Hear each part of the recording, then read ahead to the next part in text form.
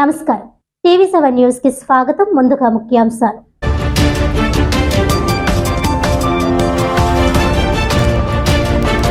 రాష్ట్రంలో అత్యంత ఘనంగా టైలర్స్ డే.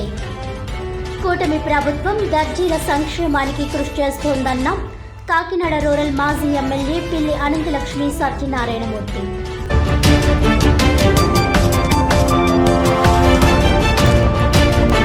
పిఠాపురం ఇందిరానగర్లో ఉన్న ప్రాథమిక ఆరోగ్య కేంద్రంపై దాడికి పాల్పడ్డ గుర్తు తెలియని వ్యక్తి.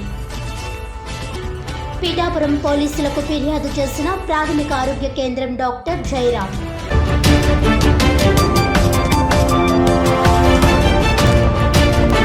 వృద్ధుల పట్ల ప్రతి ఒక్కరూ ప్రేమగా మెలగాలి.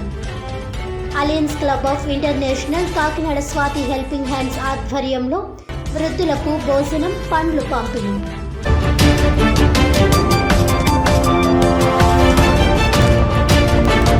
ఇక డీటెయిల్స్ చూస్తే, రాష్ట్రంలో కూటమి ప్రభుత్వం దర్జీల సంక్షేమానికి కృషి చేస్తోందని కాకినాడ రూరల్ మాజీ ఎమ్మెల్యే పిల్లి అనంతలక్ష్మి సత్యనారాయణమూర్తి అన్నారు.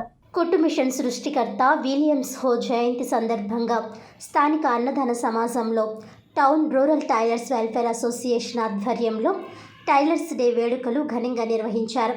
ఈ కార్యక్రమంలో ముఖ్య అతిథిగా హాజరైన అనంతలక్ష్మి సత్యనారాయణమూర్తి మాట్లాడుతూ, గత వైసీపీ ప్రభుత్వంలో రాష్ట్రం అధోగతి పాలైందన్నారు.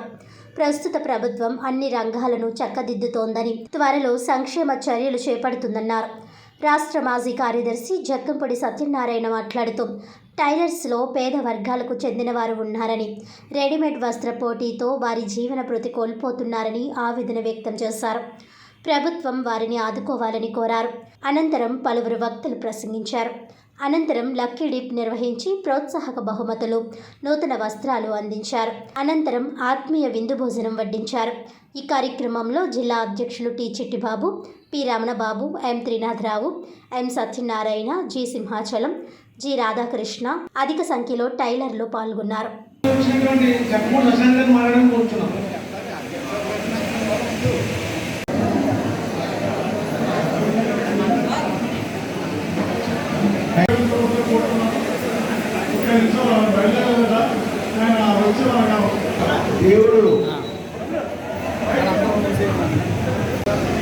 సార్ ఒకసారి ఫోటో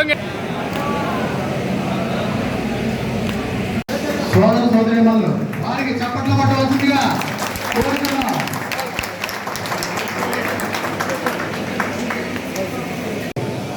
ముఖ్యంగా మీరు అందరూ కూడా తెలుసు, ఇటీవల నూతన ప్రభుత్వం చంద్రబాబు నాయుడు గారి కూటమి ప్రభుత్వం ఏర్పాటు చేయడం జరిగింది. అందులో భాగంగా 3 పార్టీల కలయికతో సుమారు 7 కలిసి కొన్ని కార్యక్రమాలు చేస్తూ, కొన్ని కార్యక్రమాలు చేయవలసి ఇంకా కూడా పెండింగ్ ఉంటుంది. మీకు అందరికీ కూడా తెలిసిందే. దానికి కారణం గత ప్రభుత్వంలో ఉన్న ఆర్థిక సమస్యలు ఈ సంవత్సరంలో 7 నెలల్లో చెప్పడం కూడా జరిగింది.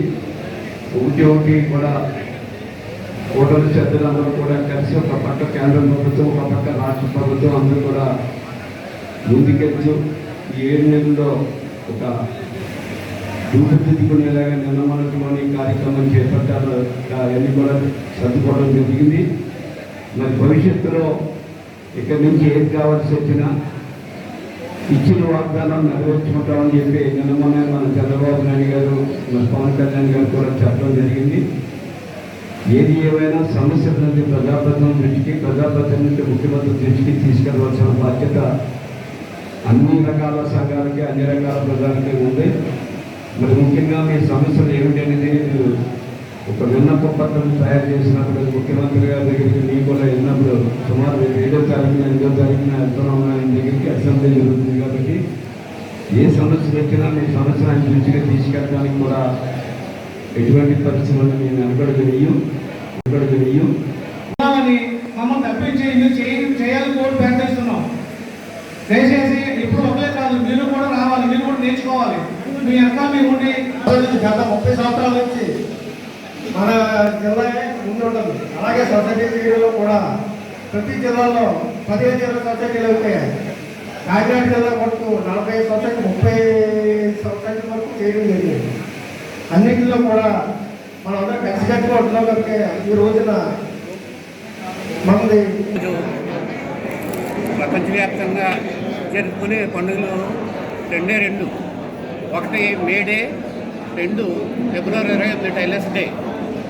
ఈ టైలర్స్ డే సందర్భంగా విలియం హో గారికి ఆయన సంస్మరణార్థం టైలర్స్ అందరూ ప్రపంచవ్యాప్తంగా పండుగ చేసుకుంటారు.